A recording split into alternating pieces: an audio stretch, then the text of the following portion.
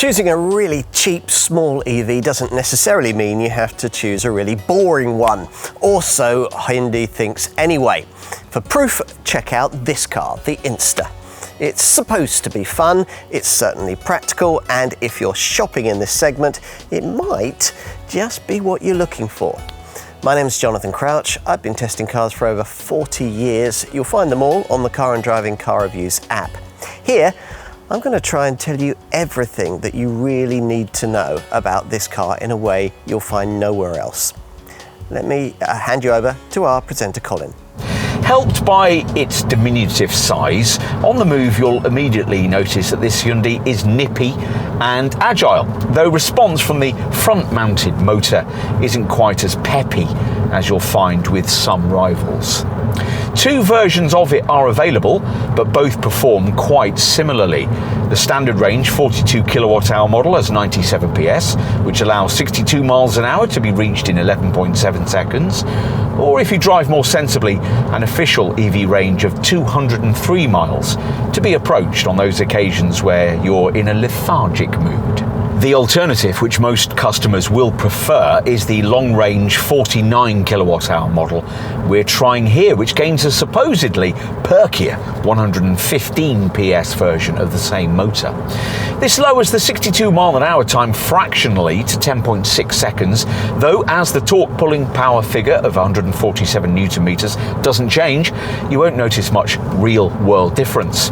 As for the long-range bit, well, don't get your hopes up too much. The official figure of this pricier variant rises to 229 miles, though as with any EV, if your mileage is exclusively city-based, you might well do quite a bit better than that.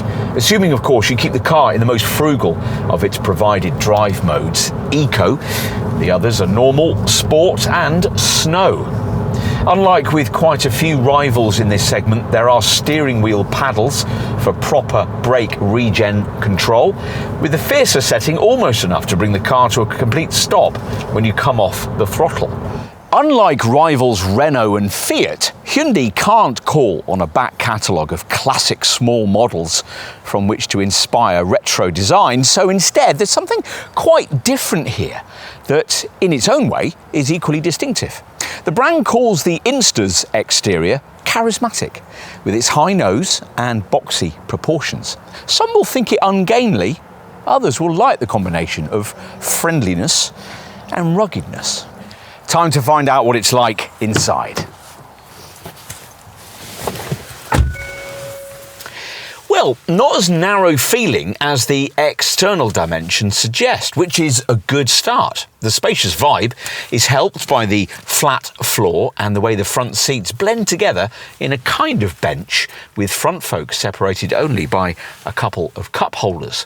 The other thing that quickly hits you about the Insta's interior is that in an age of physical button scarcity in automotive cabins, Hyundai has here gone completely the other way. There's switchgear all over the place, but it's all sensibly placed and ergonomic to use. Virtually all the materials used are from notably eco-centric sources like recycled PET plastic bottles and a bio-polypropylene material extracted from sugarcane. Unlike with larger Hyundais, no attempts been made to blend the two screens together, even though they're both 10.25 inches in size. What else? Well, there's an electronic handbrake switch, but you'll hardly ever use it because the car operates that feature automatically. And as you'd expect in such a boxy, glassy design, all-round visibility is great. If you can ignore the almost uselessly small door bins, there's lots of space to put things to. Let's take a look in the rear. It really is very spacious indeed in here for a car of this size, though that outer body narrowness has to tell somewhere. Predictably, what it means here is the lack of a middle seatbelt, which might be restrictive if you habitually give other people's kids a lift home from school. The two folk who can fit, though, can be basketball-playing 6-foot adults if need be. And if you've avoided base trim and got yourself an Insta with this sliding bench, there's loads of legroom too. Plus, the backrest reclines right back. Lovely. Let's finish, as usual, with a look out back. With the sliding rear bench fitted, luggage capacity obviously depends on the position of the seat ahead.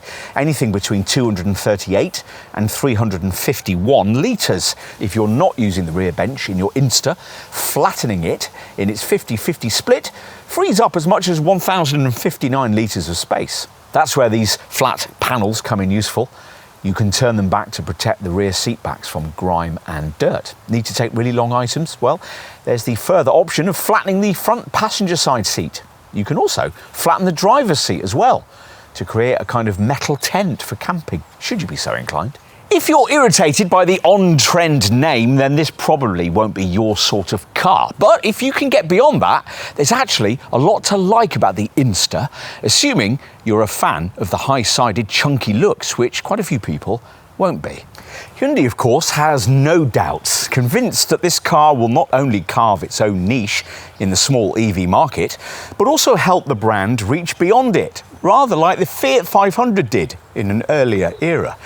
The Inster might just do that. It certainly shows that a small electric car could be a slightly more interesting proposition than you might first have thought.